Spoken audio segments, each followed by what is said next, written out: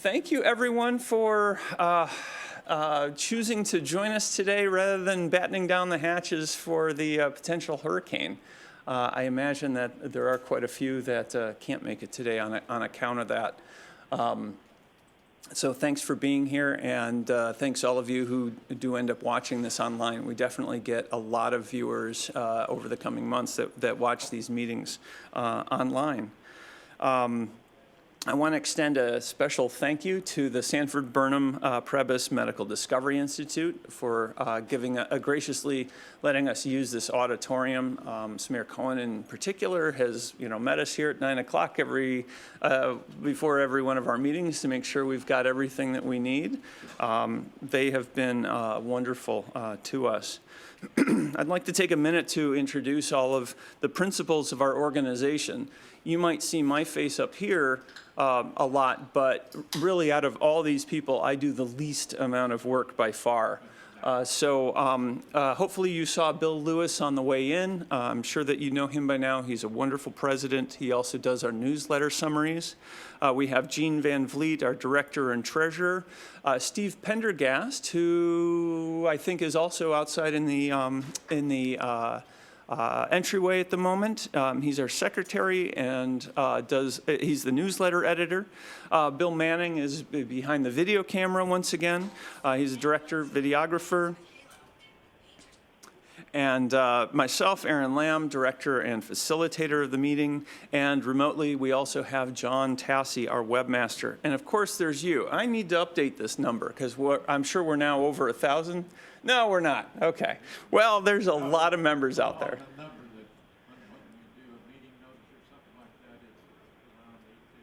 Okay. All right. And we have members, both inside and outside of not just San Diego, but outside of California. We've definitely become a national organization now with, COVID allowing so much remote access and stuff. How many are newcomers today? Thank you for joining us. Yeah, this is a good turnout for the newcomers. Hopefully all of you received a newcomer packet. Oh, we don't have any today? No, we have them right now. I forgot the newcomer packets. My wife is bringing them. Okay. We'll hand them out at the end of the meeting. All right, excellent. Please, I forgot the packet. yeah, please make sure to get one of those before you leave and fill out the cover sheet and give it back to one of us.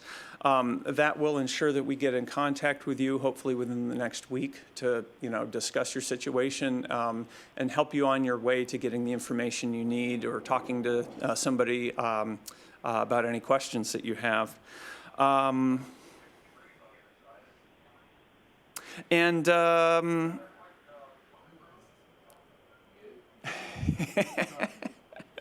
I'd like everybody to raise their hand. We had the newcomers raise their hands, but how many in the audience have had prostate cancer for less than 1 year?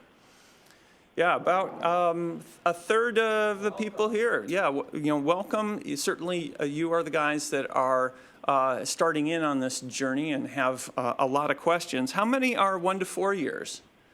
All right, a few of us. How many 5 to 10 years? I can't believe I'm now even in the category of 5 to 10. How many 11 to 15? Quite a few. And longer. How many years, Gene? 20. 17. 20. Excellent. The key thing that I'm trying to show you with that survey is that as you saw on the first slide, prostate cancer is not a sentence. It's just 2 words.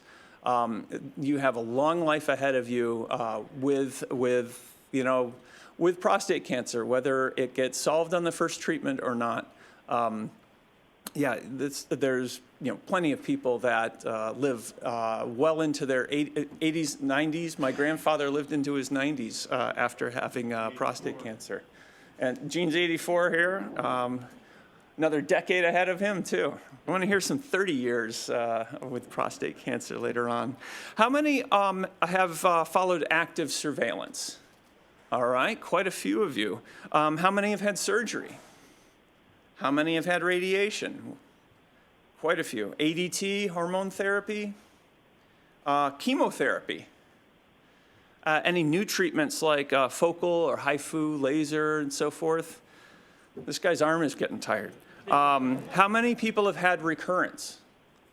Yeah, that is definitely an issue that brings a lot of people back. And how many are undecided about their future treatment, right? Pretty much everyone in this room probably raises their hand.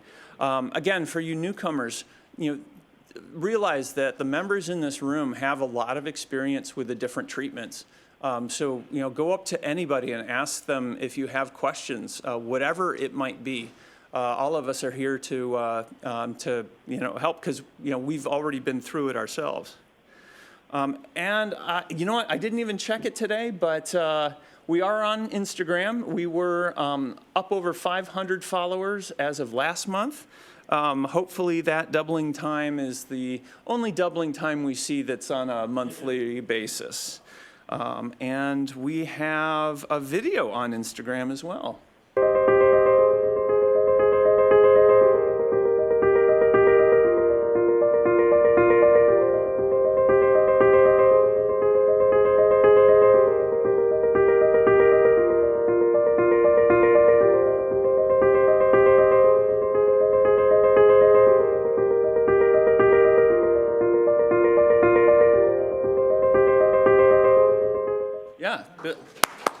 Yeah, great job with the video. Bill has a consultant that helps us out with that as well.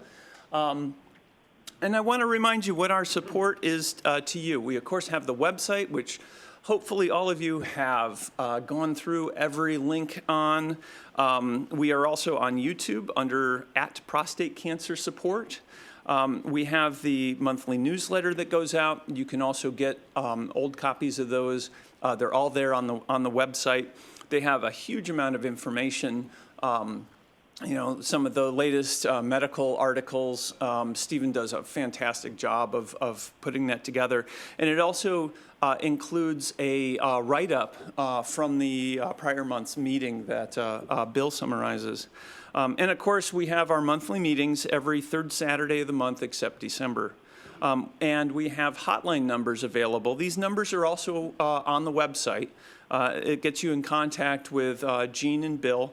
And, a lot of times, I know when I was recently diagnosed, I basically went comatose for 2 days. It's a lot. It's very stressful. And, calling these numbers is a great way to, have somebody to talk to that understands what you're going through. And we, of course, do need volunteers. We would love people to suggest and recruit new speakers and share your experience, such as 3 of our members are doing today. I, in particular as well, have occasionally had conflicts, such as my daughter happening to go into the hospital on the morning of our March meeting and ending up with encephalitis. It would be great if we could identify somebody as a stand-in for me that might want to run this meeting once or twice a year. I would really appreciate it if you're willing to volunteer for that. Of course, contact us through the website and the Jean's phone number there. If you're willing to volunteer for something. Importantly, I want to emphasize our support group's purpose. We share patient-focused experience on becoming your own case manager through informing, networking, and caring. We are a group of experienced participants, but we are not medical professionals, and any sharing by anyone of our group may not be a substitute for your medical counsel. And we do need your support. Oh, do we have the baskets ready? Oh, excellent, excellent. We are a 501c3 nonprofit organization, so that means your donations are tax deductible. We have no medical or religious affiliations. Our largest costs include the website, advertising, and mailings. Please do make a donation.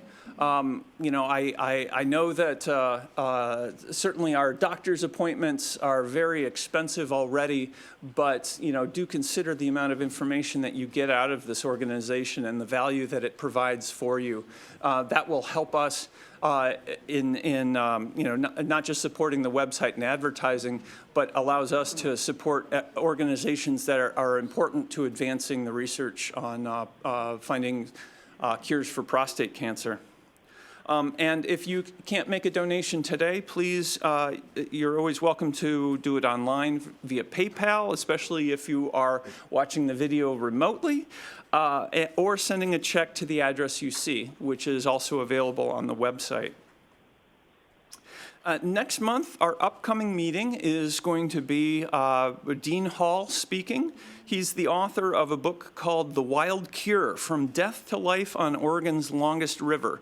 His talk is entitled Swimming with Miracles, or excuse me, Swimming in Miracles. I guess so. Did I, You got it right. Okay. I wanted to say, maybe I'd gotten that wrong. Swimming in Miracles, and that will be on the 16th of September. For today, however, we have our member roundtable, Journeys in Prostate Cancer Treatment. And I have the order a little bit wrong here. We're going to start with David Ferraro. He is joining us remotely from Baltimore, Maryland.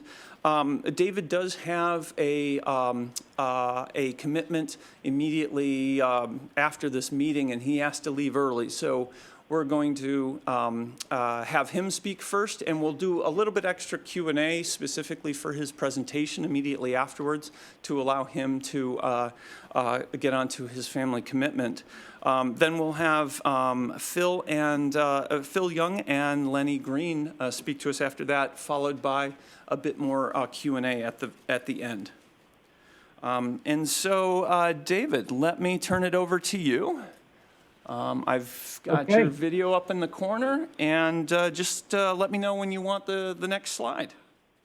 Good morning, everybody. Certainly will. Morning. Thank you all for letting me be here. I'm a lot like you, I'm sure. My journey, I'm now in the 5-year group in October. This October will be 5 years since my diagnosis. I will tell you that there was a nice segue that Aaron put forth, because I'm here today partly because I do read the newsletters from the Informed Prostate group and do watch the videos. And so in 2019, I was 61 years old, and or excuse me, in October of 2018, I was 61 years old and basically had an uneventful medical history. About the only thing that I had a problem with was high uric acid and occasional bouts of gout, which I'll reference later. But other than that, I was in pretty good shape. And due to rising and lowering PSA over the previous 4 or 5 years, my urologist said, hey, maybe we should get a biopsy. And then we go to the next slide, and you can see that these were the results of my biopsy. Gleason's of 3+3 and 3+4, and the red color showing submalignancy. Like everybody who gets diagnosed, and as Aaron said, I was taken aback, and I was like, wow, I'm a really healthy guy. How can this be happening to me? You know, what have I done? So I recall sitting in the urologist's office and him asking me, well, let's go over the treatments that we can do. And I can remember saying to him that it just came into my mind, nope, I don't know a lot about cancer, even prostate cancer, but I've done a little bit of reading, a little bit of research, and I do not think I want to put anything in my body that's going to have side effects. So you know what? Let's just take it out. And so I consulted with some other people. I'm fortunate enough to be close to Johns Hopkins University here in Baltimore. I consulted with medical professionals there, and both my current urologist that I had at the time and Johns Hopkins said, David, all the medical advice, all the medical expertise that we have says that the cancer is probably just in the prostate. So I said to myself and to those trying to give me advice, great. because I'm determined to cut it out and just move on with my life. I want to avoid radiation, avoid chemo, avoid hormone therapy. I've been pretty healthy. I've been fortunate. I'm not on any prescription medicine. I'm not taking anything. So why should I subject my body to any of that? Let's just cut it out. So that's what I did in January of 2019. And the lag time of 3 months was because I was waiting for what was supposed to be the best, or probably is the best surgeon at Johns Hopkins for a robotic prostatectomy. And he's the one who also told me all the scientific evidence that we have is that the cancer is only in the prostate. Now, what I want to remind everybody was at that time, the PMSA was not available. So I wasn't asked to get any other test other than from the biopsy and the original MRI that I had. But so if we go to the next slide, if you can go to the next slide, Aaron. After the surgery, I was told there was a burst detected in the prostate, and the Gleason's at the margin was 4 + 5, which is 9. Now, to my knowledge, that's pretty aggressive. And I thought to myself, you know, I'm actually glad I had it taken out, because if I wouldn't have, I would have went ahead with treatment and not knowing that it had already burst outside of the prostate, and maybe I wasn't sure where I was. And I remember the surgeons calling me a couple weeks after the surgery to ask how I was doing. And I asked him about salvage radiation, which I really didn't want to do, but I had read about it. And he said, "Nah, I think you're going to be good. I think we got it all." So, hey, I was happy. I'm happy. Great. I've got it out. And then I would say in about 2-3 months, I was back to being my active self again. I was happy. I was very happy. I was playing adult basketball again. I was exercising. I decided to see a naturopath, got complete blood work done, started watching my diet even a little bit more. I thought the right thing to do was, as I did more research for nutrition and diet, was I said to myself, I'm not going to buy meat or fish at the supermarket anymore. I'm only going to buy wild caught salmon. I'm only going to eat grass-fed beef. Maybe I'll get some buffalo from South Dakota that only graze. I'm only going to eat pasture-raised chickens. And so I was feeling pretty good. And so, as some of you might know, when you have any type of treatment, you go on active surveillance, and every 3 to 6 months, your PSA is checked. And for 2 years, nothing was detected. So I'm very happy. I'm very happy. And then there it is, a bioreoccurrence almost 2 years afterwards, which is, to my understanding, pretty quick to come back. In February of 2021. Now I'm not so happy anymore. And I'm thinking, okay, what do I do now? Now I get real intense about, David, you got to start doing research. I start reading books. I start going on websites. I start calling people all over the country. And I'm still determined I don't want to do hormone treatment. I don't want to do radiation. And I do not want to do chemotherapy, because, hey, I'm a pretty healthy guy. You know, I'm going to be 63 soon, and I feel good. I feel young. So, but I did come across and became very intrigued with the promise of immunotherapy treatments. But as I researched and talked to people around the country, I realized that insurance was not going to cover it. I couldn't find any alternatives with the immunotherapy within the United States, except for a few places that was very, very, very expensive. And of course, not knowing what the outcomes would be. But I did find a place in Tijuana, Mexico, the Immunotherapy Institute, and they offered autologous immunotherapy, which is the immunotherapy that uses your own T cells. What happens is your blood is drawn. They re-engineer your T cells to become cancer-fighting T cells. Now, at the time, I didn't have a lot of knowledge, and this was not prostate specific. And what I will tell everybody is, for myself, I had to do it. I had to try something alternative before going to conventional. I wanted peace of mind that I was trying to do other things. So when I arrived in Tijuana, my PSA had went up by that time to about 0.5, and I stayed for 18 days. So I came back, and for the first month or two, I was like, hey, this might be working. Because as late as July, it was still 0.5. And what I want to say about my journey, and I don't want to digress too much, but these were wonderful people in Tijuana. The Immunotherapy Institute is an institute that's connected with the largest hospital chain in Mexico.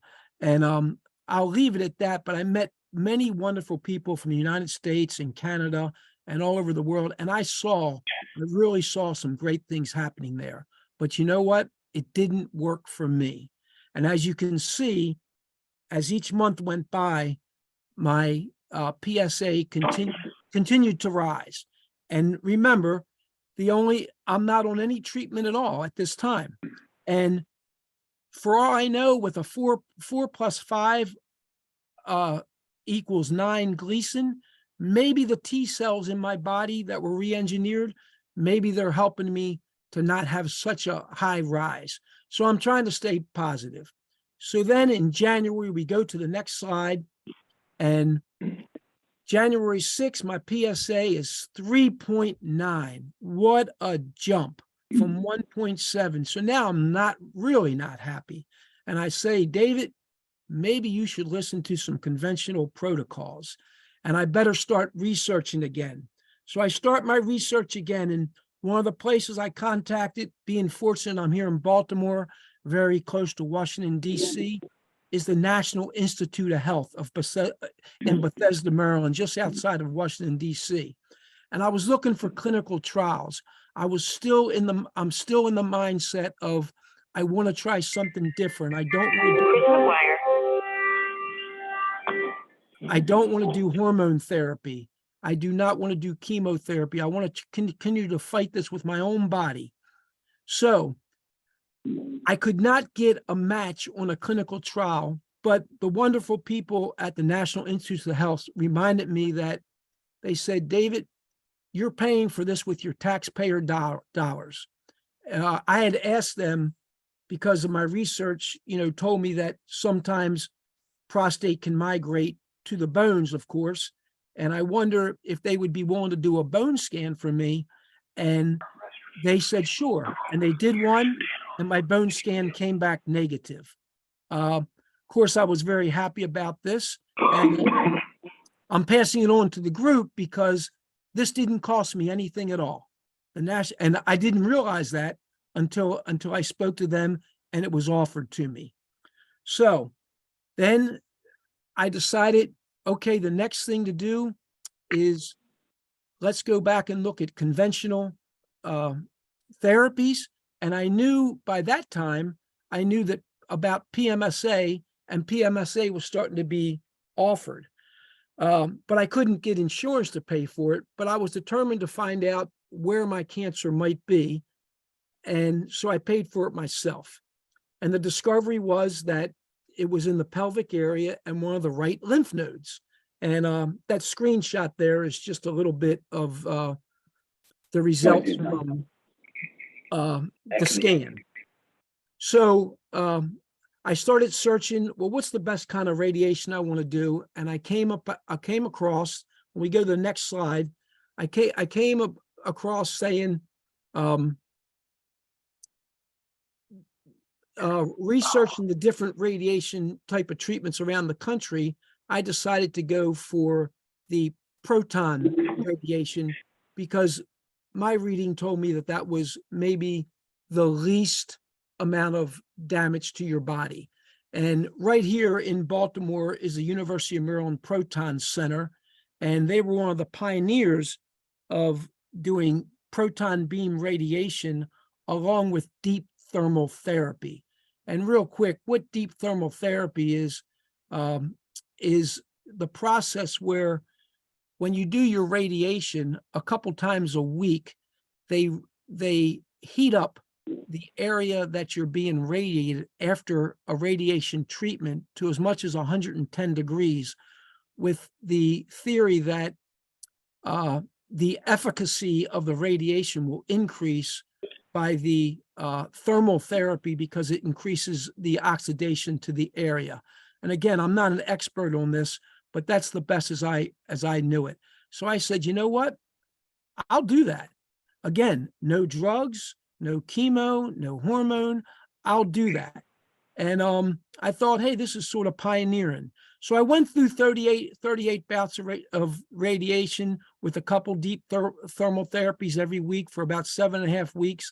And they said, let's wait 3 months and check your PSA. So from February through March into April, I had the radiation. 3 months later, and what I forgot to mention was I was around a 3.9, 4.0 in my PSA count just before the radiation. So after the radiation, July 18th, 2.0, and in August, 2.0 again. So of course I say to myself, now what? Where am I? What am I going to do now? Now I'm getting worried because I'm saying, okay, I guess I'm going to have to consider hormone treatment. And I will say that the oncologist at University of Maryland wanted me to do hormone therapy along with my radiation. And I politely refused. And they asked me a couple times, was I sure? And I did tell them, no, I don't want to do it because I want to see what just the radiation can do. And my concerns for the effects of the hormone on the rest of my body.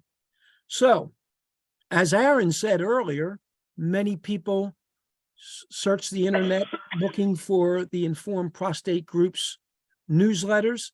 And that's where, at the end of August last year, I discovered that the group here had Dr. Robert Hoffman, right there in San Diego, talk about his work with methionine restriction diet and the enzyme methionase.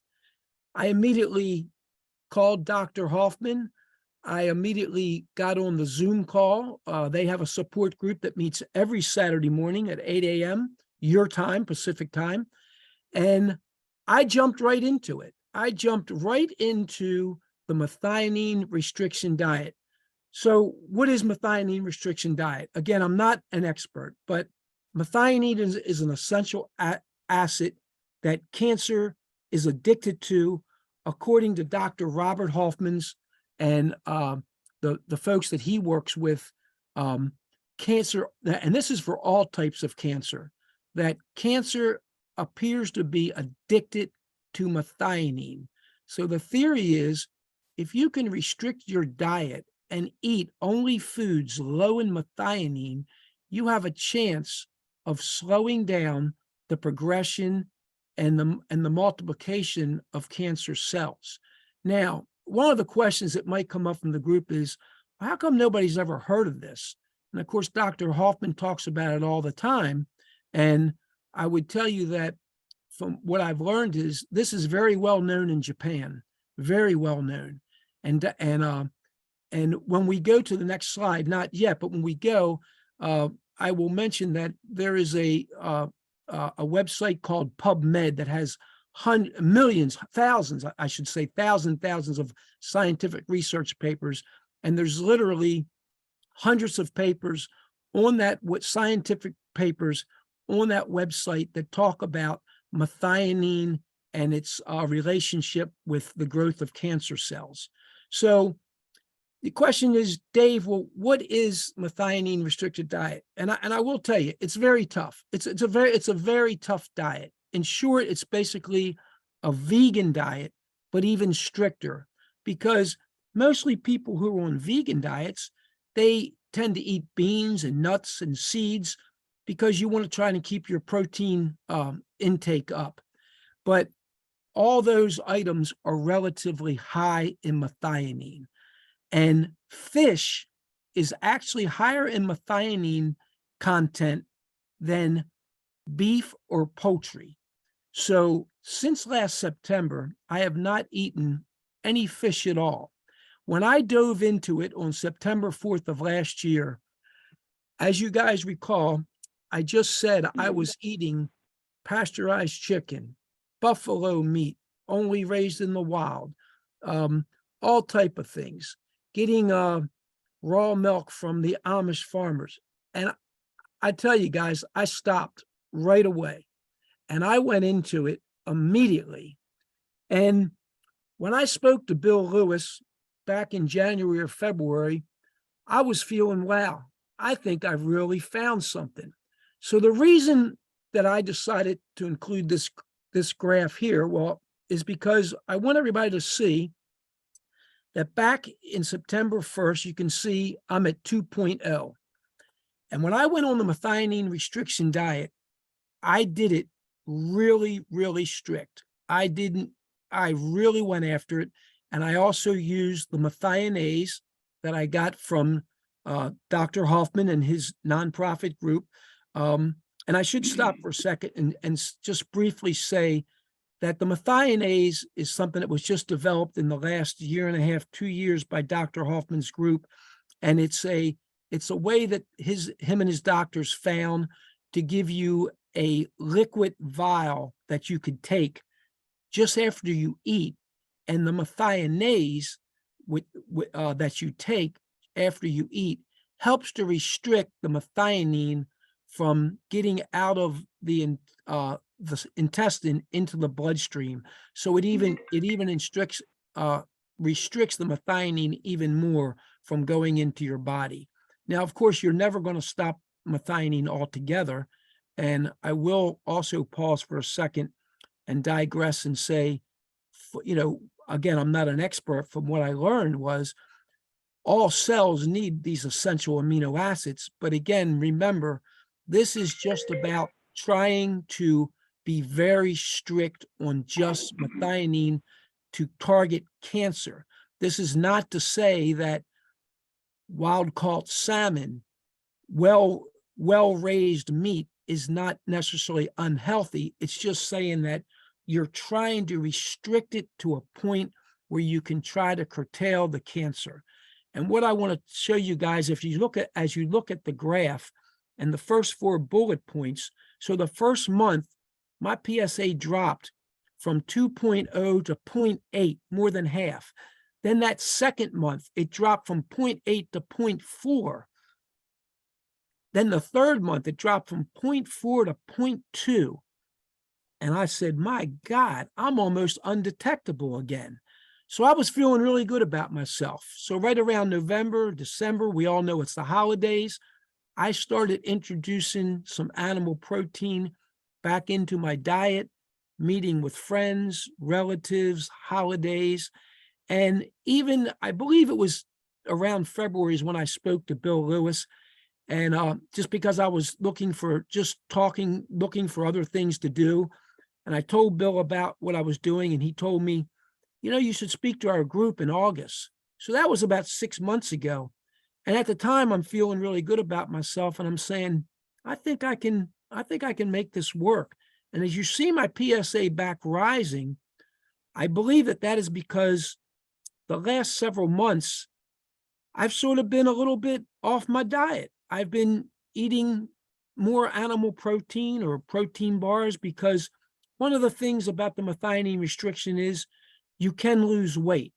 I'm about 5'9", about 145. I was about 150. So I lost about 8 pounds. I put about 3 pounds back on.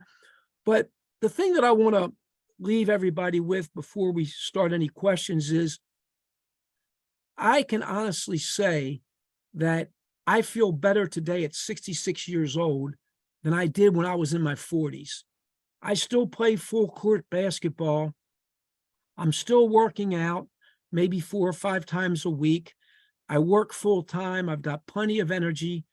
So, as we fight cancer and we find different things, we talk about the bad side effects of treatments. But I like to say that because of my prostate cancer, I am so much healthier in other ways because of the things that I've gone out and done. And I don't think I'll ever go back to the type of diet I had before, although I was never really bad. I never other smoked other than a couple little dalliances when I was a teenager. I've never really drank a lot of alcohol at all, almost none nowadays. And I'm feeling pretty good. And I offer this just as Dr. Hoffman would say, he doesn't say he has a cure for cancer, but there's a lot of evidence that methionine restriction can help you with your journey, and the efficacy that it can add to conventional treatments has also been documented. Now, I don't have anything to point to, but again, my understanding is these papers are on the PubMed site. So that is pretty much it. I would tell you that before the questions come, the best way to learn about this would be to go to the website howtostarvecancernaturally.com. And you could also join the Zoom call. Off of that website, you can join the Zoom call every Saturday morning, and you don't need any permissions to join the Zoom call. You don't need to let anybody know you're there. You can just join the call and just listen. You don't have to turn your video on. You don't have to speak. You could just listen to people from all over the world that talk about how they're doing methionine restriction diet and some of the wonderful things that and successes that they're having. So I remain optimistic about this. I've decided, as I was telling Aaron the other day, this month of August, I said to myself, I'm back up to 1.7. I'm going to start being real strict on my methionine intake again, and let me see if I can get it back down.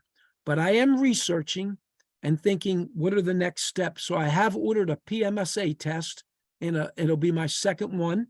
So in a couple weeks, I'll find out if there's any change in my locations, and then we'll consider treatments with my oncologist at that time. I think the thing that I look to that looks most promising for me is the LUF 177. If I decide to go that, and if my methionine restriction cannot keep me at these low levels. And with that, Aaron, I think I'll take a pause. All right. We'll take a few questions from the audience, although I'm going to start off with the questions. Dave, did you happen to track your testosterone levels while both having radiation as well as while on the methionine restriction diet? No, I didn't. And that's a great question, Aaron, because as you say that, it spurs my memory about one of the support calls I was on with the methionine restriction diet was, and someone from outside the country had called in. And so to answer your question, no, I've actually never tracked my testosterone. But someone did call in one time and said that they were wondering if the testosterone or hormone treatments actually lowers methionine, and maybe that's why that could be some of the great reductions in PSA that come because of that. But I have nothing to offer. I just want to throw it out because you asked the question. Yeah, it's certainly interesting to consider, both ways. Does the methionine restriction reduce testosterone, which then reduces the cancer activity? Or, like you said, the other way around, does reducing the testosterone reduce the methionine? It would definitely be interesting to monitor both. And the other question I had for you was, you obviously were very concerned about the side effects of the ADT hormone treatment. Can you comment on the side effects that you had while on the methionine restriction, specifically related to what we typically experience on ADT, where we have, reduction in mental capability, a severe reduction in energy? Were you also told to say go to the gym every day, like we're suggested when on ADT? No, I tell you what, another great question. Actually, the energy is better, is higher. Methionine restriction is just diet.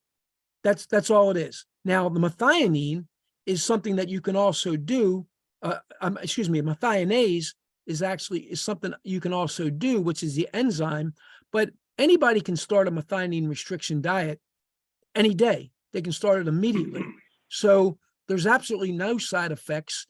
And to this point, after about 2 years of the methionase that they developed, no one has ever had any side effects of note. Most people that come to the Zoom calls, and I've talked to around the country, actually they all say they feel much better. And I guess, of course, it's because they're watching their diet and being much more strict, and they're cutting out probably a lot of the negative things that they were doing before. But absolutely, people are encouraged to continue to exercise, and the energy levels, there's no waning at all. And I will say that even doing the proton radiation, I actually went to work every day after.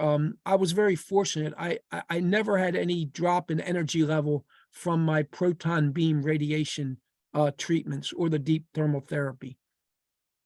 Interesting. How about questions from the audience? We have quite a few here. I want to start with Stephen, and let's just see, Stephen, ask your question. Let's just see if David can actually hear it from the regular microphones in the room, so that we'll see whether or not I have to run around. David, let us know if you can hear Stephen. Okay. Okay. I've read about thiamine restriction diets, and one of the side effects they say is reduction of muscle mass, which is also something that you get with ADT. Have you noticed that at all? Yeah, okay. So let me address that. As I told you, I work out regularly. So yeah, you're going to get a reduction in muscle mass, probably because your protein intake is so low.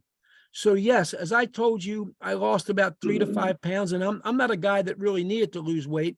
Yes, I have lost a little bit of the weight that I've lost has probably been in muscle mass. But I will tell you, aerobically, I feel better. I can still run. I can still sprint. I can't lift as much weight as I used to last year, but I still lift 3 weights.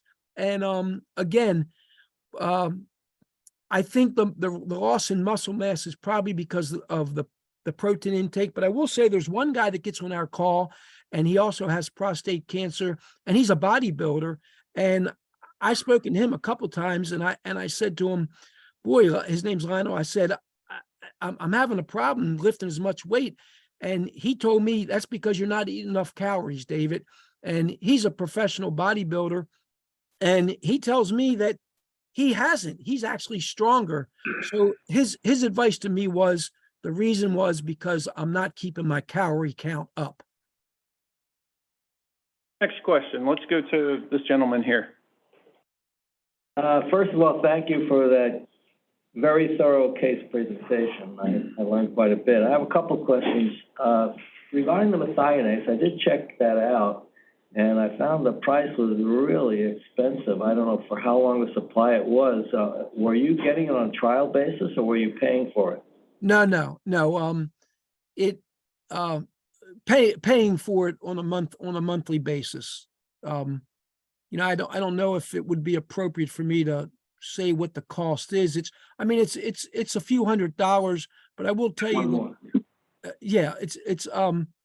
but Dr. Hoffman's group is a nonprofit group. It's not a group that is there to make money. And one of the questions we get almost every week, or I shouldn't say we, but Dr. Hoffman and his folks get every week is, how come nobody's heard about this? And how come this isn't more reliable? And of course, then that's when he points everybody to the PubMed papers, and other people on the group say so. The same thing. You can find many papers, but Dr. Hoffman will be the first one to say, because I can't make any money off of it. He says, I've had many people approach me and say, we want to join forces with you. But he's had people that have wanted to come to him and they want to make it a money-making venture. So basically, he has a very small staff. And I know it sounds, it might sound expensive, but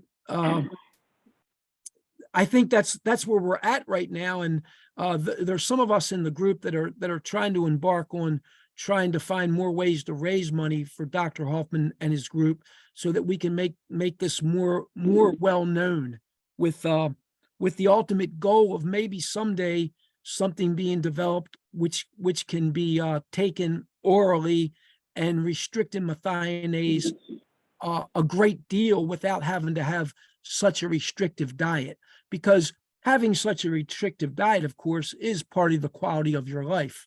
So I hope that answers your question.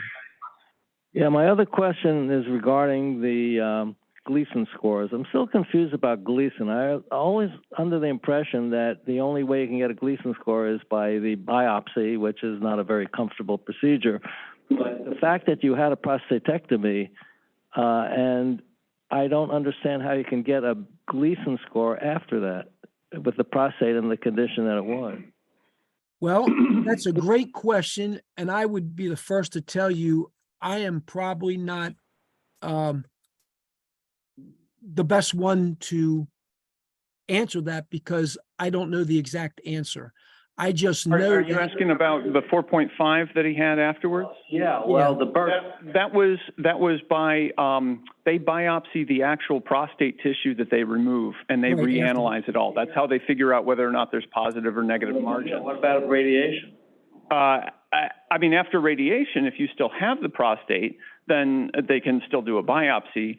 But no, there's no, I mean, unless they biopsy other tissue, which, you know, if you have prostate cancer tumor growing somewhere else, theoretically they could biopsy that other tissue. But in general, no, there's you don't tend to get Gleason score reported once the prostate has been removed, other than by, you know, them analyzing the tissue right then and there. The Gleason score you're talking about was the initial prostate tissue. Yes. Yes. After the procedure. After the procedure, that 4+5 was based upon the biopsy results of the prostate that they removed. The initial tissue. Not the biopsy, not the biopsied tissue, but the prostate itself. They cut up your prostate on the table and look at it and. Yes. Yeah. Let's go on to the next question here. I do want to try to wrap up in just a couple more minutes. I know I have kind of let things go a little bit long here. All right, Dave, I'm curious about the Institute of Immunotherapy in Tijuana.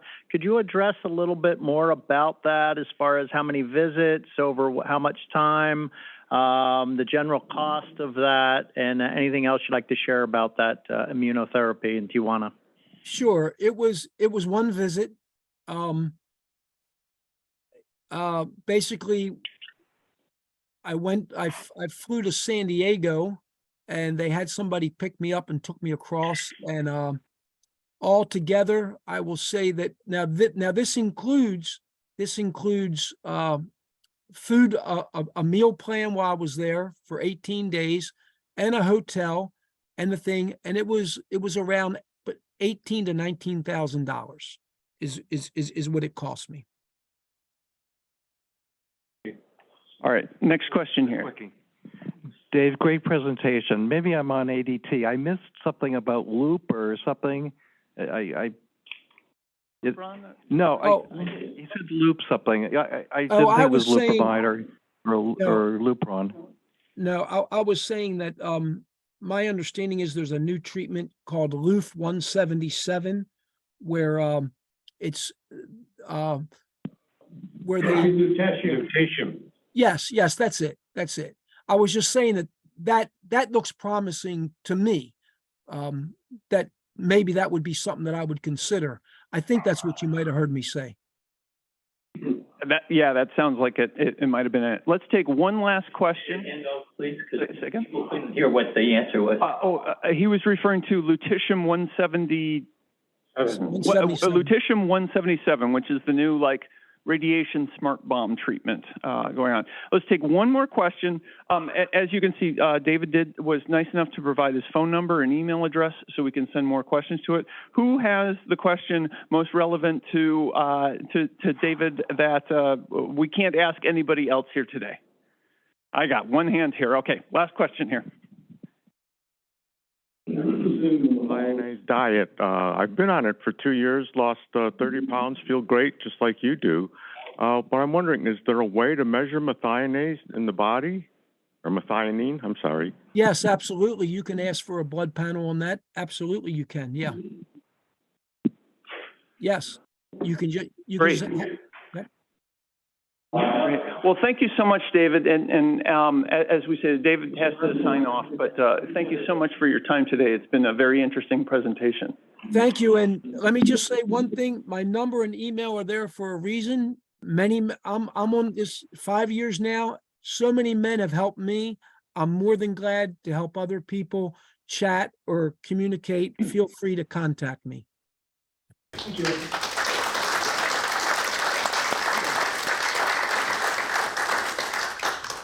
Next, we have Philip Young, and his presentation is titled "The 50% Increase in 1 Year: My PSA Journey." Phil is here in person. Go ahead and take it away. Let me get this out of the way, and hopefully this will go away. There we go. All yours. Good morning, everyone. I'm Phil Young. I'm a retired mechanical engineer, and I worked at Solar Turbines and Pratt & Whitney. Okay, so there's an old joke about prostate cancer, and it says, God must have been a civil engineer. Who else would have put a waste facility straight through the recreational area? And the PSA is extremely small. It's about the size of a walnut. And it's less than 2 ounces. And it's squeezed into a really congested area, so it's not easy to reach or maintain. So that's the challenge we have as patients and as doctors. So I'm 72 years old, Caucasian, and I have no family history of prostate cancer or really any cancers beyond skin cancer. Health is normal, but I take medicine for high blood pressure, and I just recently had a massive blood clot, and I'll go into that later. My urinary plumbing works normally, and I've had several doctors, excuse me, several doctors check my prostate, and to my surprise, it is enlarged. It's a 51, which I'm told is not huge, but 30 is normal for my age. So I've had, the reason I'm doing this talk is that I've yearly had my PSA tested, and in 2022 and 2023, I had a massive jump in my PSA number. And so I thought it was a good time to really, dive into that and find out what's going on. I'm a cyclist and I exercise daily. And I was at the UCSD Prostate Summit in February. And there were a panel of, almost a dozen doctors there talking about prostate cancer. And one of the doctors commented that on 70-year-olds that they do autopsies on after they die, half of them have prostate cancer. So I thought that was pretty interesting. So if you have a chance, the UCSD conference is coming up again in February in downtown San Diego, and there's no cost, so you might want to look into that. So here are my increases. And so I started at 1.4, and then it bumped up to 2.1, which is a 50% increase. And it's 0.7. And then just recently, I had my PSA checked again, and it went from 2 up to 2.9. And so it then fell back. But the important part of PSA testing is the velocity, and how quickly does it rise based on time. So there's no absolute number. But there are these two organizations that recommend if you have a 1-year increase in PSA of more than 0.35 nanograms per milliliter, you really should check into it and find out what's going on. So I'm seeing Dr. Bagrodia at UCSD, and one of the things that I was interested in, if I was to do a biopsy, which I never did, is that most doctors in town will go through the rectum to do the biopsies. And so there's a much greater chance of having an infection if you go that way. And in fact, in England, is my understanding, that their National Health Service has switched over to doing perineal, which doesn't go through the rectum. So there's a problem, there. So at least it's nice to know there's at least one doctor in San Diego doing the perineal biopsies. And then at the same summit, I was talking to a doctor from the East Coast, and I said, I've always been concerned about whether the biopsies, through the rectum or perineal, is that, you're still pushing cells, through layers of skin. And then, if you happen to have a surgery on your prostate, there's always chances of cells, getting loose. And he said, that's a really good point. And he said that, his belief was there is some risk there of pushing cells around.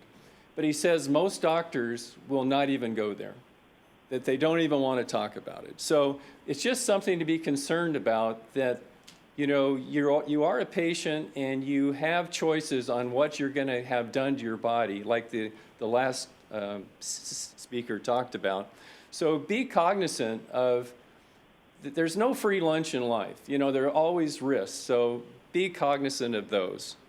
And I really want to thank Bill Lewis. He's helped me immensely through this journey. He's been a great guy, and I really appreciate all you've done for me.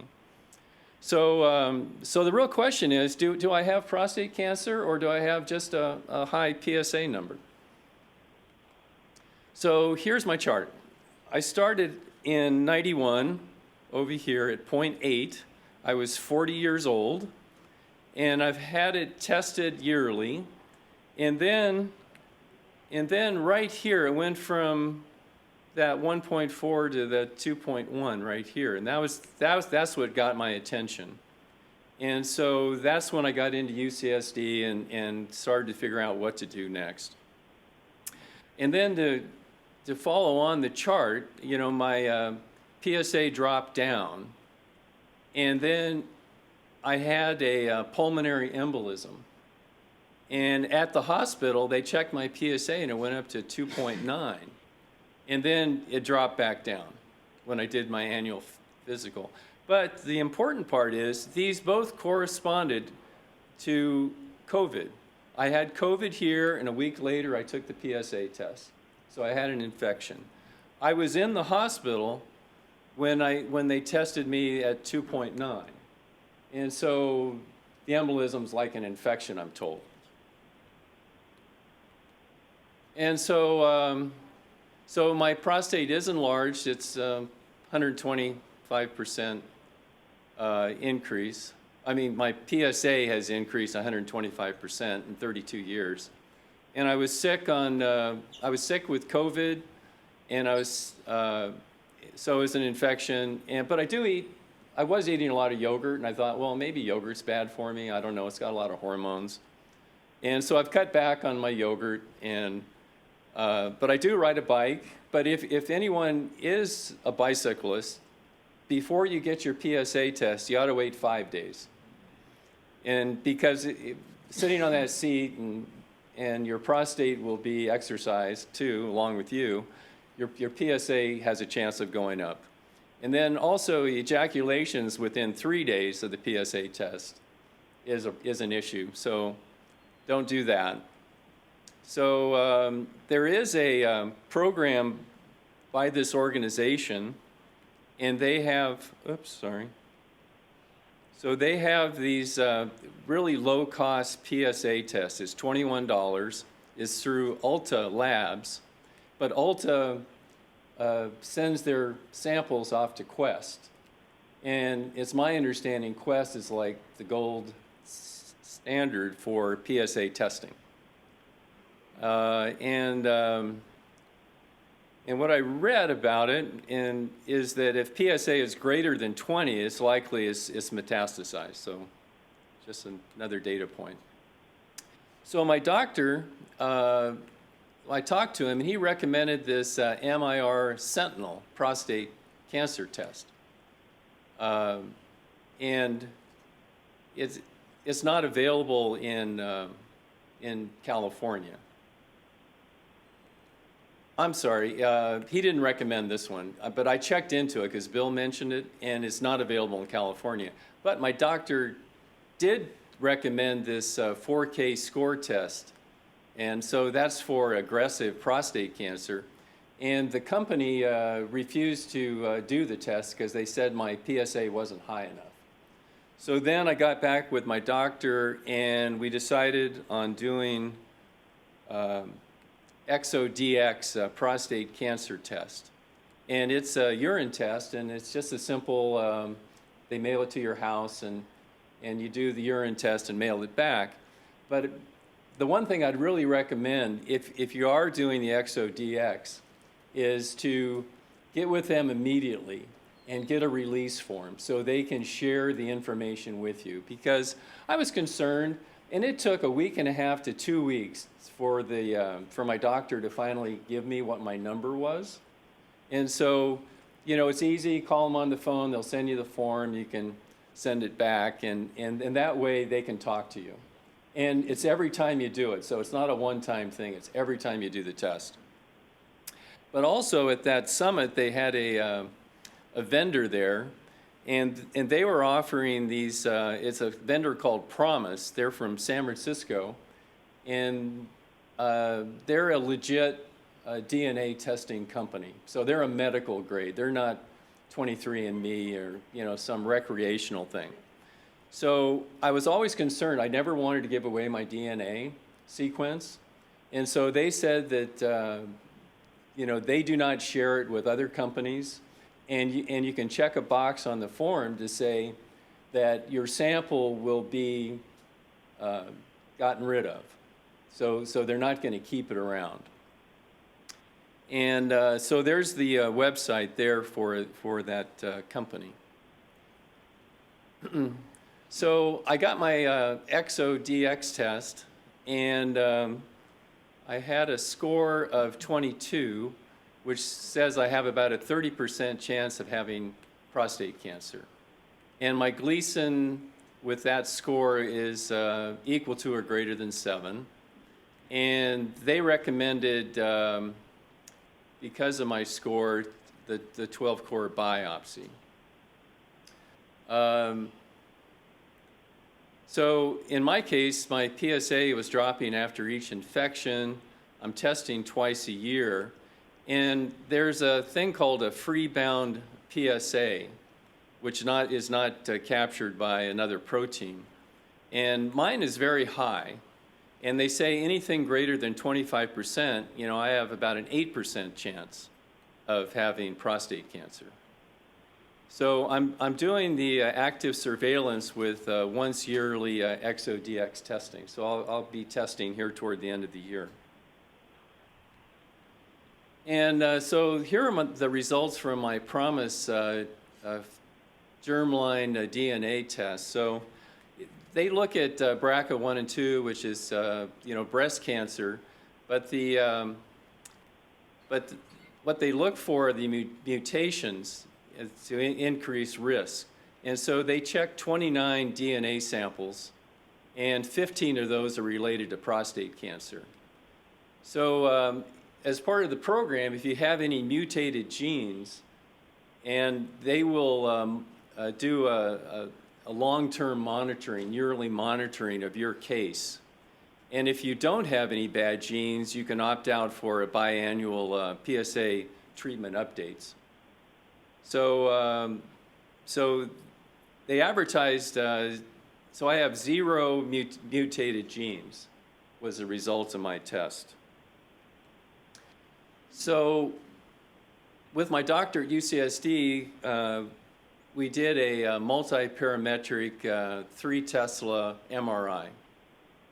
And it also included water diffusion, and it's a software program called Restriction Spectrum Imaging software.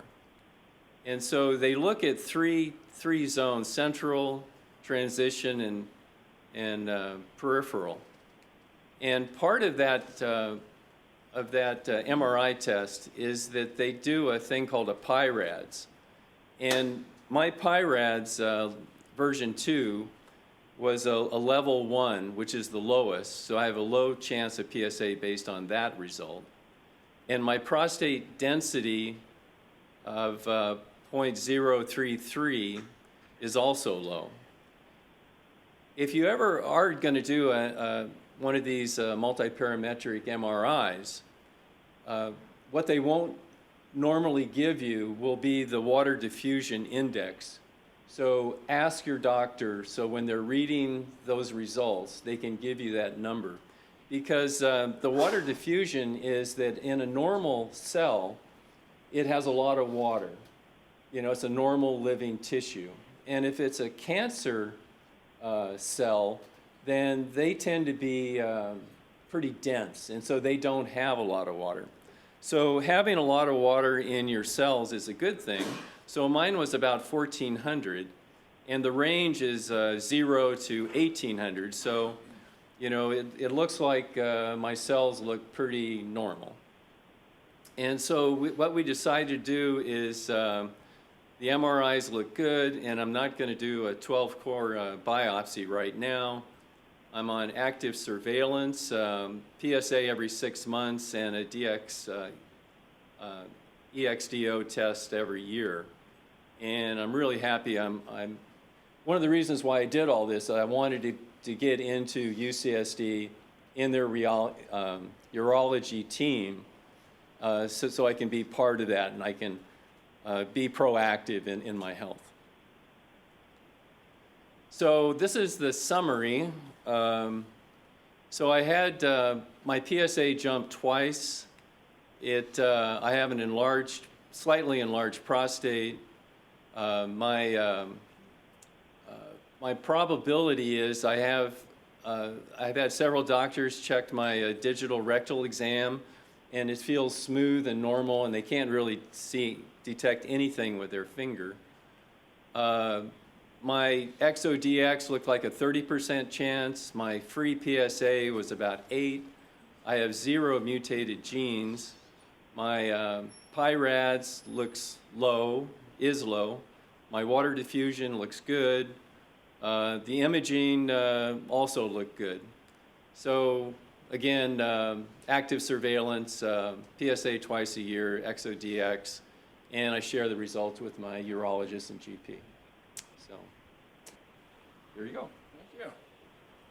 Excellent. Thanks a lot, Philip. I want to leave the summary slide up for a moment. Yeah, this is an excellent case, you know, where if you consider what went on, you know, 10 years ago when I first encountered this, yeah, number one, PSA, you know, jumped. Actually, mine was first measured and it was above 9. We didn't have pretty much anything under number 3 available to us. You know, these tests that occurred, you know, my doctor claimed he did, you know, probably a very preliminary version of one of these urine tests and said, no, you don't have any cancer whatsoever. My DRE was smooth and normal. You know, the probably 20 doctors that I went to see that all insisted that they perform a DRE, none of them ever detected anything. Yet, when I finally did something about it, I was already at stage 4. But you know, the concern years ago was, oh, if you measure a high PSA, you must automatically go for a biopsy. And this gentleman has not had a biopsy yet. We have all of this imaging and other diagnostics available to us that can, you know, tell us whether we're at high risk or not high risk. which are, excellent to follow. And we're just extremely lucky that we have access to that here in San Diego. So I'm not going to take any questions right now. We're running a little bit behind, and we're going to have more Q&A at the end. But next we have Lenny Green, who's going to be giving us his talk. Come on up, Lenny, and let me get...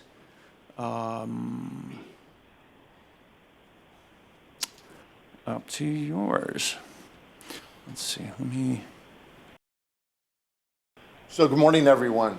I just... Go ahead and talk into the microphone. Okay, everybody can hear me. First of all, I just want to say I'm privileged to be here. I'm so grateful to have found this group and the brotherhood that exists. And before I get into my story, I just want to say to each of you in your journeys, my very best wishes to you. We're here to support each other. And for some of us, it's a terrifying thought and prospect, but let's take advantage of the fact that we have each other and we can talk each other off the ledge if and when that time ever comes. So the title of my commentary is How Prostate Cancer Saved My Life from Lung Cancer.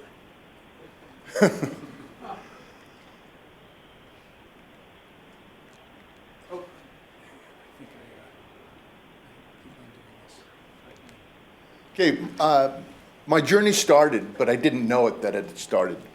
In 2011, my father was 87 years old, and he was diagnosed with prostate cancer. I was 50 at the time. I didn't understand the importance of the alarm bell that went off there. It didn't register to me that I needed to really take note of that and begin to act. I didn't alert my primary care physician, and I didn't ask for a PSA measurement. So that's some guilt that I live with, but you've got to go on. Regular measuring of PSA was not a priority for my provider, and I know that was discussed earlier today, that it's not something that's a default practice by our providers, which I think is really a shame. It's basically checking a box on a lab order. But between 2011 and 2019, I didn't ask for the measurement, so that's my responsibility of taking control of my life. But in 2019, in December, I was concerned because I was feeling kind of fatigued. So I went to the doctor and said, gee, is there some sort of a testosterone supplement that I can take to maybe help? Or is that what it is? And she said, yeah, it's possible, but let's first check your PSA to ensure that your prostate is in good health, because sometimes adding a testosterone supplement can kind of aggravate a potentially existing condition. A call that you don't want to get right before the holidays. So I get a call from the doctor who's preparing to leave for New York for the holidays, and she said, you know what, I'm really concerned because your PSA is dangerously elevated. It was 43. And it was like, oh my God. And I didn't really know what that meant. She says, but I'm very concerned, but it's probably an infection, so let me prescribe you a course of antibiotics and take them over the holidays, and I'll come back and we'll check it again. So that's what I did, and it came back to the doctor, and we had another measurement. Unfortunately, when they took the next measurement, my PSA was still elevated. It was 38. So immediately she referred me to a urologist in North County. I live in Carlsbad, by the way. The DRE was performed, and the results were abnormal. So that was a pretty good indicator of what was to come. He initially, looking at the PSA and doing the DRE, he just flat out said, I just need to tell you that this most likely is heading down a road that you need to be prepared for. And the way I like to put it is all hands general quarters. This is not a drill. It really was a wake-up. So we did a biopsy because it was just, the signals were there that it really needed to get done, and quickly. So the meeting with the doctor was terrifying. 12 out of the 12 cores were positive. I had a Gleason 4-5 in 2 of the cores. The remainder were 4-3 and up to 80% involved. The result came back, and I quote there, proven high-grade prostate cancer. So it was like, man. So the next step was a series of scans to see if it had spread between bone and you know, upper GI and all those different scans. And at that time, I said to myself, all right, who do I want to go to battle with? And I was living, you know, I live in North County, and I just made a decision I wanted to go to a teaching institution. I just felt that that was best for me. So I chose to go to UCSD. My initial UCSD meeting, they went over the scan results. I didn't even go back to the urologist where I went. I had them shipped right to UCSD, went over the scan results. And they said everything looked, you know, like they expected. It didn't look like it had spread, which is good. But oh, by the way, we saw something on your lower left lobe of your lung. Just want to keep an eye on that. That's all they said. In February, the MRI of the prostate was conducted, and the finding was clinically significant cancer was likely to be present, or the PRAD was number 5, so it was high grade and aggressive. When I went back to get the findings of the MRI, I met with the urologist, the radiation oncologist, and the medical oncologist at the same time, because they really wanted to approach it as a team approach, which really put me at ease because they really have a plan in place and they let you meet all the other providers. So how and when to attack it? You know, I know there's a lot of decisions there, but I think when one's prostate cancer is aggressive and high grade as mine, I didn't want to take a lot of time deciding. I had to make a decision about what was important in life. And for me, what was important in life was to be here tomorrow. Okay. So we could have gone to radiation and then hormone therapy. You talk to the radiation oncologist, that's the way to go. You talk to the urologist, and it's surgery and maybe salvage radiation and hormone therapy. So you get all these different opinions. But at the end of the day, we decided if you're going to go into a fight, you'd rather have 3 punches than 2. And that was a decision that I made. So we scheduled surgery for March 25th of 2020. And oh yeah, COVID was ramping up at the same time. But then it was hurry up and wait. So we had the surgery scheduled, and while all elective surgeries were placed on hold, mine was given the go-ahead because it was considered pretty urgent. But about 2 weeks prior to the surgery date, I got a call from the medical oncologist. She says, you know, I saw that spot in your lower left lung. I really think we need to determine what that is. Did it metastasize, or is it something else? We just need to know, which to this day, I am so thankful to her for how thorough she has been that it probably saved my life. So we went in, you know, like I said, one way or the other, we need to find out what that spot is. So we went and had a PET scan. The PET scan came back and said, you know, it didn't say it was definitively cancer. I was jumping for joy. She said, but still, we don't know what it is. So she suggested that I get a lung biopsy, and that is no fun. You lay on a gurney, they mildly sedate you, and they go through your back to get a sample. So it was wasn't the easiest thing to do. But with the uncertainty, the prostate cancer, the prostatectomy was canceled or postponed, because if this was a lung cancer, this takes priority because it's faster growing. So she called me after the biopsy and said, I have good news and bad news for you. The good news is that your prostate cancer has not metastasized, and that spot in your lung is not prostate cancer. So that's good news. The bad news is that you've got another form of primary cancer. So that was tough, and it was invasive adenocarcinoma. So I didn't put it here, but I had to have an appointment with a cardiothoracic surgeon at UCSD. I mean, it moved fast. Within 2 weeks, I was having surgery. I mean, they moved very quickly, which again, I'm very thankful for.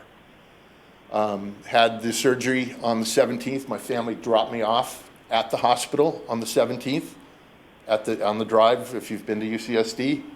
Gave my hugs and goodbye, walked in with my little travel bag. I didn't see him again for 4.5 days. Because of COVID, nobody could come into the hospital. So I had a lower left lobectomy, where they took the lower lobe of my lung out completely. The good news is that the cancer did not spread, There was no involvement of any lymph nodes, and it was considered a stage 1B cancer because it was about 3 centimeters, and that's why it got to B because of the size of the tumor. So, needless to say, dealing with, oh yeah, I've got prostate cancer, still have to deal with that, and lung cancer, it was scary being in the hospital for 4 days, having chest tubes and the whole deal. And really what I want to say is that those caregivers, whether it's at UCSD, Sharp, or Scripps, they're wonderful people. In my opinion, they do God's work because they're there, they're braving what is a tough COVID time, and they really, really were helpful. And I am, to this day, a bundle of gratitude because of that. Oh, back to the prostate. After a month of recovery, I went back to begin, and I just want to go back one thing. Before the surgery on the lung, we decided to start ADT. They said, let's start the fight on the prostate concurrently. So I had my first Lupron injection in March, took Casodex, which helps with what they call tumor flare. With the Lupron, sometimes it can really kind of make your PSA even go higher, so you take a 30-day course of Casodex, it's just a tablet, and it helps reduce that tumor flare. But when I got done with the lung surgery, went back and my PSA tested, it was down to 0.37. So I was working. My testosterone was barely negligible, so it was down as well. At the same time, I found myself getting addicted to the Hallmark Channel. So, yeah. Prostate surgery was scheduled for June 25th, 2020, and on June 22nd, the PSA was down to 0.22. So it was continuing to take it down, which was really a welcome sight. It was doing what it was supposed to do. A day in the operating room, not that I could tell, but the surgery lasted 7 hours. The nerve preservation was not possible due to the cancer invading the nerve bundles, and lymph nodes did test positive after the fact. Now, we earlier said that sometimes they don't think it escapes. The scenario, they didn't think it had escaped either, but it did. So that was a little disheartening. At that point, we really put ADT into high gear, began to take abiraterone, or also called Zytiga, 1,000 milligrams a day. So on top of the Lupron, I took the abiraterone for roughly 2 years, 20 months to 2 years. The impact of ADT, fatigue was the most noticeable side effect. This whole time I was working, you know, it was kind of, COVID was a blessing and a curse in the sense that it was a blessing because I could still work at home. So it allowed me to continue to do my job. I didn't notice as much of a cognitive decline at all, as much as fatigue and a little bit of weakness. Bone density loss is a thing, it's a real thing. I had a DEXA scan prior to starting immunotherapy, or excuse me, hormone therapy, and then after the fact it was determined that I had osteoporosis. So the bone density was a side effect. It's kind of a silent side effect. Now obviously as you age, there is bone density loss in general. So part of that wasn't truly attributable just to the ADT, but nonetheless, it was something that had to be dealt with. So on an annual basis now, I get an infusion of a product called a biophosphate called Reclast, which helps strengthen your bones. So at that point, the PSA began to measure undetectable. The testosterone stayed basically undetectable. And I tried to keep active and walk and just, you know, get the endorphins of exercise. I went for salvage radiation in November, December that year, roughly 27 doses. The worst part about it was the preparation, having a full bladder and trying to keep a full bladder and wait for them to call you back. So that was always a challenge. I really loved the people that I worked with. They were the same folks every day, so you kind of build a rapport. So I created a card and thanked them and gave them a Starbucks gift card just to say thanks, because they have to be patient with you. You know, I mean, sometimes you can make it to the table, and other times you have to use the restroom and you have to start all over filling your bladder. So sometimes it's kind of a process of fits and starts. So fast forward to March 2022 when I finished my hormone therapy. The PSA was still undetectable. Testosterone was virtually non-existent. I had a PSMA scan in March of 2022, thankfully at UCSD, and that came back clear. So I was really, really pleased about that. At the same time, I get lung CT scans every 90 days. And those are anxiety producing without a doubt, because, you know, there's no guarantee about tomorrow. And that's the thing in life in general, number one. But when you have some things that are stacking the deck a little bit against you, you have to really keep that in mind and try to keep an even keel. And just to finish up, PSA measurements over time, you can see that they came down and are still down. So I'm really thankful for that. And then on the prostate, it's kind of a stepladder effect as it comes back. My latest measurement was about 2 weeks ago, and it was 2.49. The low level for testosterone was 2.8. So I'm still below the low level, but it's coming back. And the good news is that the testosterone comes back, the PSA has not correspondingly gone up. And that's really important. I chose UCSD. That was my choice. There were a lot of great institutions out here in San Diego. We're very, very fortunate. But I just chose the conventional route, and something I knew I could be at peace with. But again, I want to thank you for this opportunity to share my story. And again, whatever I can do to be a sounding block at all for any of you, it'll be my pleasure. Thank you.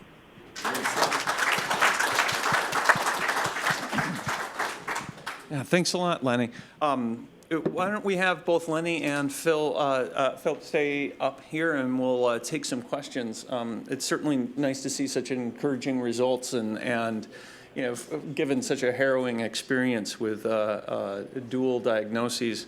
Who would like to start off with the questions? We're going to start off right here. Okay, I'll try to make them quick. I actually have three. I think this is for Phil. Were you the one that made a comment about the Greek yogurt? Yes, right. What was the deal with that? Is it good or bad? Because I've been eating Greek yogurt a long time. Yeah, the PSA, I don't know, I was just craving it. I was eating it a lot, and I really enjoy it. But the things you worry about is that it's made from milk, and there's hormones from the cow in it, and that can make things worse. But I really didn't see any effect on me. It was just a concern I had, so I just kind of threw it out there. Okay, so you don't really. So your answer is not really. I don't know for sure if it's good or bad. I mean, it's just. It's a concern. It's a concern. Yeah. And I talked to the. I'm a big milk drinker too, so that's same sort of thing. Yeah, that's another concern too. But I did talk. There was a doctor that I talked to. He was a nutrition was his thing, and you might want to look back at his presentation at this year's conference they had. A UCSD prostate cancer conference. You might want to review his talk. It was excellent. The other thing is, it was the XO test that you did. I'm sorry. Is that something that your doctor or urologist has to prove before you get it, or can you just go directly to the companies and get it on your own, that test? No, it's a test your doctor has to order. So your doctor does. Right. And your regular primary care do that, or preferably your urologist? I have a urologist. Yeah, if you have one, he would be the guy to order it. Okay. And then my last question quickly was for Lenny. So you said, great presentation, by the way, both of you. You made the comment, I selected UCSD for your treatment and stuff. Well, do you have PPO insurance coverage? Because I've got an HMO through Medicare with Sharp-Reese-Steely. So at some point, without going into my particular story, I want to get different testing beyond PSA.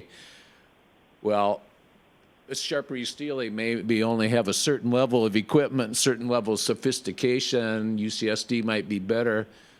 What did you have for insurance to pay for that? So I had the high deductible insurance, but I will say, in talking to some nurses that I know from Sharp and so on, if there is an inability to achieve a certain level of care at Sharp, they will contact UCSD and work on a cooperative arrangement. You know, this isn't about, well, you're at Sharp and this is all we can do through your SOL. So again, the coverage you happen to have before you went to them, was it a PPO type coverage where you could get the group or the? Yeah, I mean, I checked that they were in network, and that's the most important thing, is checking that they're in network, so you don't get a nasty surprise, but. Okay. This question is for Lenny. Lenny, you said that you get a yearly shot of bone strengthening. Does that have side, because you're on a hormonal therapy, does this bone strengthening shot that you get every year, does that have side effects? So it's an infusion, so basically you go to the Moores Cancer Center where I went, and it's an hour-long infusion. And the first year I got it, I felt a little fluish for the next 2 days. This year I got it in June, and I felt perfectly fine after. And again, I'm thankful for that because it is helping. Does the reclass specifically help the bones absorb more calcium again? Correct. Okay. How often do you check your calcium levels as a result of that? I get a full blood workup every 3 months. Okay. My mom happened to go on one of the other versions of that. Her calcium went to nothing and nobody was tracking it, and she had all sorts of other side effects that came about until she started taking calcium supplements on top of that. So I think the other thing to bring out is important. Need to behave as you should with osteoporosis, you know, walking, weight bearing exercise, things like that help strengthen your bones. So that protocol is something that goes without saying, that you really need to keep focused on that. And sorry, I should have mentioned, when answering the questions, go ahead back to the microphone so we get it on the recording. Sorry about that. My apologies. We'll come back to you in just a second. Go ahead. This is for Lenny. First of all, I'd like to thank both of you for your presentations. I couldn't take notes fast enough. My question, though, to you, Lenny, is that it sounds like you've had a very good experience with UCSD. And I've been sort of like, for lack of a better term, doctor shopping. And I've been involved with Scripps, UCSD, and then Genesis Healthcare. And so, but whenever I call UCSD, it's like, how long do you have to wait on the phone? You know, there's just something about their system that is like, in my mind, not patient-centered, at least trying to get to the doctors. Sounds like you had an excellent experience with the doctors, but what was your day-to-day like with UCSD? I don't have any complaints. I didn't have any complaints, and I will tell you that my daughter-in-law, when she got pregnant, wanted to go to UCSD and dealt with some challenging follow-through issues, so she ended up going to Scripps. I wish I could explain and help you through that, other than I was just fortunate at the time to be able to get through, but it is worth it. But again, look, you know, Scripps with their MD Anderson affiliation is very strong as well. So, you know, I think we're very fortunate in San Diego to have some really great institutions to support us. Yeah, I had a similar experience with UCSD with trying to get an appointment, you know, and their phone system was an absolute mess. One thing I'd say is once you're in, you're kind of in, and you can send the messages by way of the MyChart app. And the other recommendation is always make a new appointment at the end of your existing appointment. And they even themselves know that. They don't really want to let you out the door without making another appointment. Because if you walk out the door and don't, like, you might not be able to get back in. I'll come back to you in just a minute. I will get you. I'm on the level of I could take the osteoporosis medication. The doctors wanted me to. I looked up the shot that you were talking about. The side effects were so scary to me that I decided to just go the calcium exercise and all that kind of stuff rather than submit to that. Sure, I understand. And this lady. Calcium. My husband's prostate treatment includes alendronate. It's a pill once a week. And I just wondered if anyone had a report on that, whether it was effective or not at helping calcium loss. Yes, I've had a problem with osteoporosis and bone density even before I was diagnosed with prostate cancer. I know it's a girly disease, and I still had it anyhow. But yes, I had alendronate, which is Fosamax, for several years, at least 3 or 4 years, and then I had to take what they call a vacation because it can affect your jaw necrosis. That's one of the dangers of it. But as far as side effects, I didn't experience any side effects. And now, because I've been on hormone therapy for prostate cancer, this is about 3 years after I stopped. I did have a bone scan, bone density check, and found that my osteoporosis has gone downhill. So I was suggested to go back on the alendronate, which I'm starting tomorrow. So I was told to take it for about another 2 or 3 years. But you have a time limit in which you can take any of these bone replacements. Thanks. Next question. All right, we've heard from you already. Anybody else have questions? I thought I saw more hands up earlier on. Anyone have any more questions? Just this guy. All right, we're going to let him talk again. I only have one this time. So this is for Lenny, actually, but it's a general question, and it has to do with ADT you're talking about, which is a type of hormone therapy, right? Okay, big picture, hormone therapy. There's different types, side effects. There's a whole lot of stuff to know about it. Here's my big picture question is, you take this stuff, and great, your PSA goes down, all right? That's the big deal. Wow, your PSA goes down, yay! Well, hormone therapy is not killing the cancer. Isn't this PSA level going down just a temporary thing, right? Do you guys want to comment on that first before I do? I mean, the way it was told to me is that it's part of a multi-pronged approach. It's not in itself a means to the final curative end, if you will, but it does starve the cancer cells of that important antigen. So maybe a way to put it is things like ADT and hormone therapy put the cancer on hold, maybe? Yeah. Slow it down? Yeah, the idea is to starve the cancer into basically becoming dormant. But one thing I'd say is that, yeah, we commonly are like, oh, yeah, okay, started ADT and the PSA went to 0. That makes sense. But there are people who do go on to hormone therapy and ADT where the PSA does not go to 0. And that's more of an indication that the cancer has become prostate resistant, right? And then that would trigger a different type of treatment perhaps being added on as well. So it's certainly good to see the PSA drop to 0. And, you know, as we saw in the different cases, you know, we're lucky when the PSA remains 0 after the ADT and the radiation, which are typically given together after those stop. But sometimes it doesn't. You know, it does actually come back, not just only after the testosterone comes back. Did you want to add something more? Or? Once you get past stage 4, cancer where you've got metastatic and it's more than a few metastases, you're playing for time. So the oncologist just wants you to live long enough so you die from something else first. That's the game they're playing. Yeah. As they say, the worst side effect of prostate cancer treatment is dying of heart disease. Yeah. Any more questions? All right, one more here, and of course, I'm sure the gentleman will be around after the meeting is over if you want to go up and ask any more personal questions. We're all here for that as well. I'm sorry, I think I may have asking the wrong person. Did either of you talk about the UCSD prostate cancer conference? I think we both can, actually. Okay. I just wanted to know if it sounds like they have their conference on video, so you can get it online. Okay, I'll just look it up online.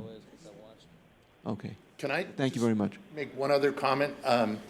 One of the things I learned about at the conference was a program at the YMCA called Live Strong, and I just finished a 12-week program at the Encinitas EC YMCA Live Strong program, where you go twice a week and you work on weights and you learn other disciplines of physical recreation, whether it be Pilates, yoga, and so on. I thought it was a fantastic program. You make great friends. It was actually covered by Channel 10 News for our final session. So if that's something you may be interested in, it's great because, again, you can share that with others. Yes, ma'am. It's free. Live Strong. And there are otherwise in San Diego that offer it as well. Yeah, the Live Strong program is I think especially for cancer. Yeah. I mean, that's how I heard about it. I'm sure that they extend it to other people with other issues as well. But yeah, it is free for cancer patients. Yeah, a friend of mine did a talk at the conference in February, and so that talk should be online. Yeah, and the UCSD, as I think Philip mentioned, the UCSD conference will be occurring again in February. It's an all-day event on a Saturday, and I highly encourage everybody to go. It really was an excellent program this past year. Just on brain fog, what's the comment on brain fog as a side effect of ADT? You've said you recovered when you went off ADT in about a year. It took a long time. Increasing here? Yeah. A lot of guys don't. Reports.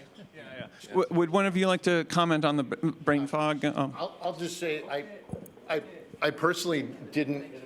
Hey guys, let's keep the side conversations down just till the end of the meeting. Hang on. I didn't find that to be a real issue. I mean, I continued working, and you know, aside from joking from my family that they always talk to me about brain fog, it really didn't come up for me.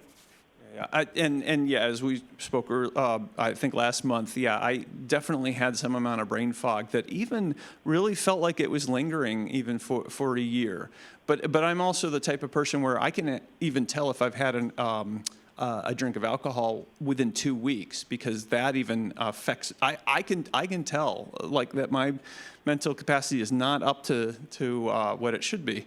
And you see me stumbling over words. I had a couple of beers last night at the Padres game. So, yeah, it is it is definitely something to be concerned about. And it was interesting listening to David's experience on the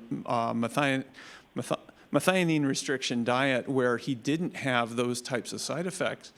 It's quite interesting as an alternative to ADT. Yeah. Any more questions for our speakers today? I'm Aaron Lamb. Yeah, and I'm also happy to answer any questions and or ask me about my experience and so forth after the meeting or anytime. So thank you everyone for attending today. We had some great questions for some great presentations, and how about a round of applause for our speakers? We certainly appreciate the time that they put into these presentations and sharing their story. All right, see you all next month. Thanks, bye.